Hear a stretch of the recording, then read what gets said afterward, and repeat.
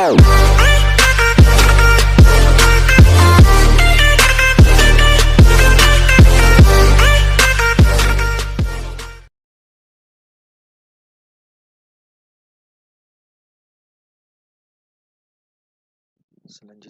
Pak Udin akan membacakan surat Al-Qadar. Tolong didengarkan dengan seksama dengan baik, biar nanti pada saat tugas hafalan bacaannya benar. Tidak ada kesalahan panjang pendek, karena kesalahan panjang pendek bisa merusak arti bacaan Al-Quran.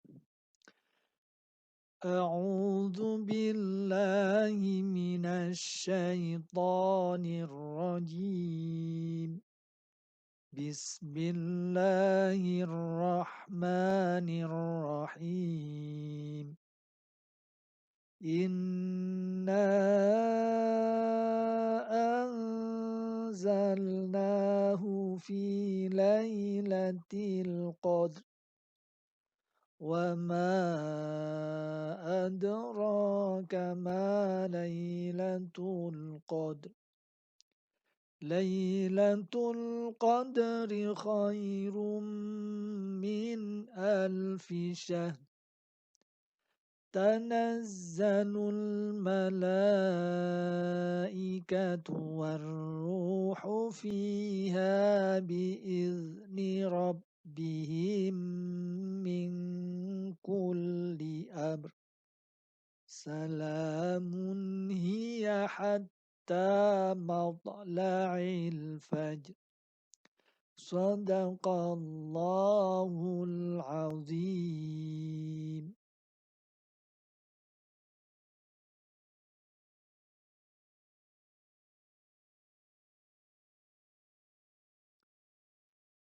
Setelah kita membaca surah Al-Qadar secara bersama-sama, mari kita pahami identitas surah Al-Qadar. Yang pertama, surah Al-Qadar termasuk surah Makkiyah, surah yang oleh Allah diturunkan di kota Makkah. Yang kedua, surah Al-Qadar adalah surah yang ke-97 dari 114 surah yang ada di Al-Quran dan diturunkan sebelum surah Al-Bayyinah. Yang ketiga, nama surah Al-Qadar diambil dari ayat pertama yang berarti kemuliaan. Dan yang keempat, surah Al-Qadar terdiri dari 5 ayat yang tadi sudah kita baca bersama-sama. Mudah-mudahan dan insya Allah anak-anak cepat menghafal surah Al-Qadar.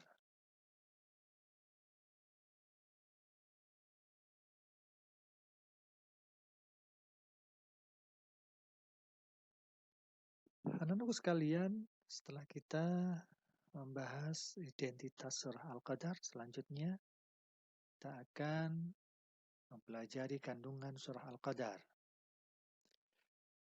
Yang pertama, asbabun nuzul surah Al-Qadar. Asbabun nuzul artinya sebab-sebab turunnya surah Al-Qadar. Dalam sebuah hadis yang diceritakan oleh Imam Ibnu Jarir, bahwa di kalangan orang Bani Israel ada seorang laki-laki yang setiap malam selalu beribadah dan pada siang hari selalu berjihad melawan musuh-musuh Allah sampai sore hari.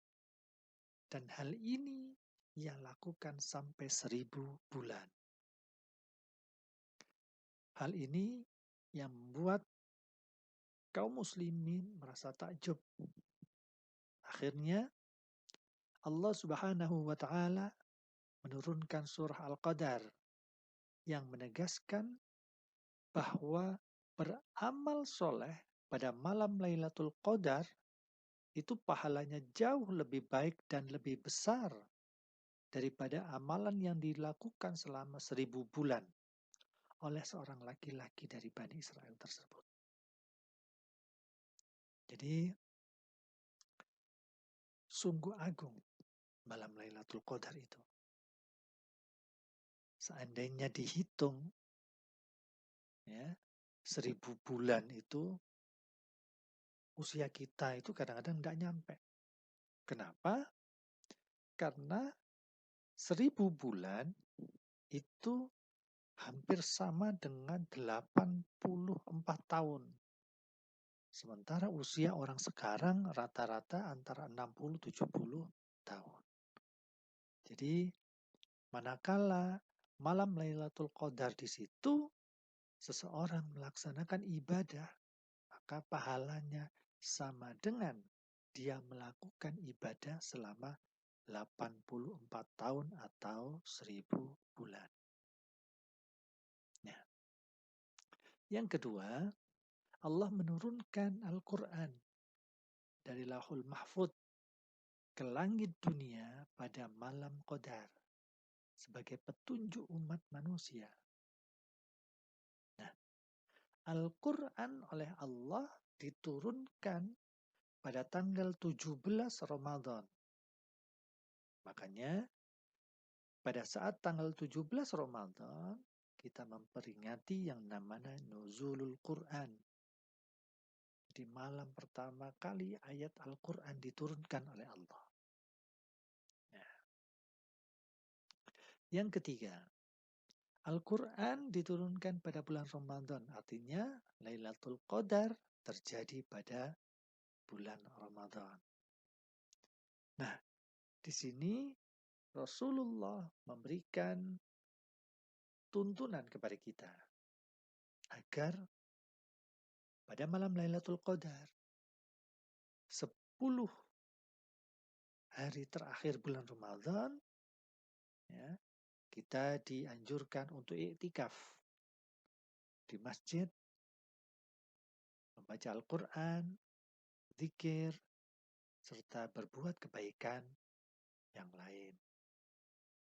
Yang pahalanya manakala seseorang melakukan itu pas di situ terjadi malam Lailatul Qadar, maka pahalanya sama dengan orang tersebut beribadah 1000 bulan.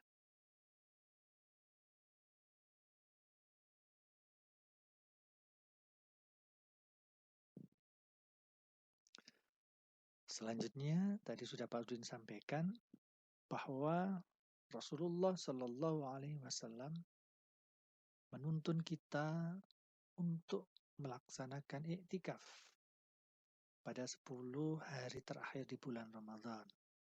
Berharap pada malam itu biasanya di hari-hari ganjil atau tanggal ganjil terjadilah malam Lailatul Qadar.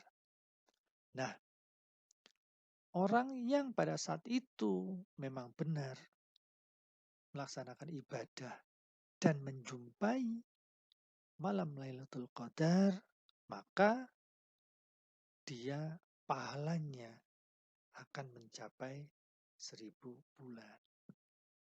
Terus dengan demikian, apakah diperkenankan manusia yang telah beribadah, beramal soleh di malam Lailatul Qadar untuk meninggalkan ibadah di waktu yang lain? Jelas tidak.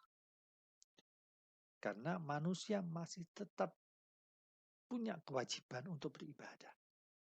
Tetap punya kewajiban untuk sholat. Tetap punya kewajiban untuk puasa.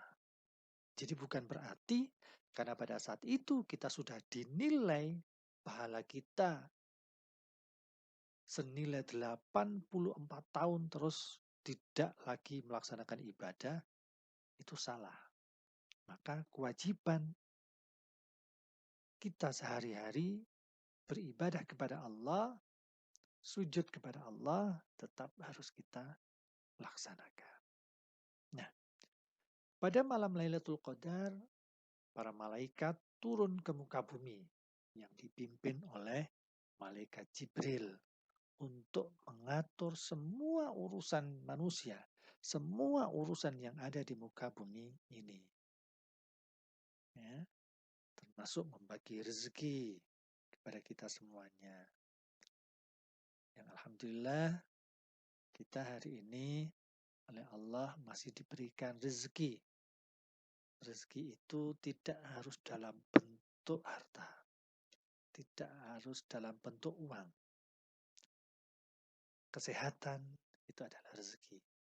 Hari ini kita dijauhkan dari penyakit, itu rezeki kita. Mudah-mudahan kita seterusnya akan dijauhkan dari penyakit-penyakit itu.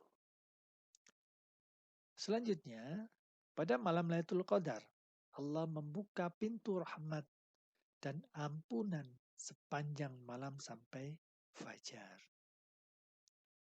Begitu Rahman Rahimnya Allah.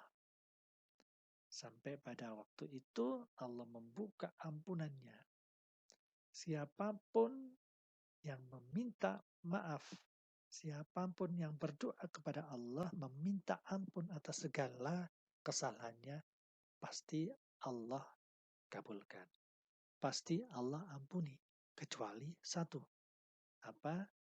Dosa karena syirik. Dosa karena menyekutukan Allah. Maka sampai kapanpun Allah tidak akan mengampuni dosa-dosa sebesar itu. Nah, Lailatul Qadar ditandai dengan malam yang cerah. Di salah satu ciri bahwa pada saat itu terjadi malam Lailatul Qadar, maka malam itu terasa cerah. Langit bertabur bintang. Serangga dan jangkrik bernyanyi merdu. Serta pohon-pohon merunduk syahdu.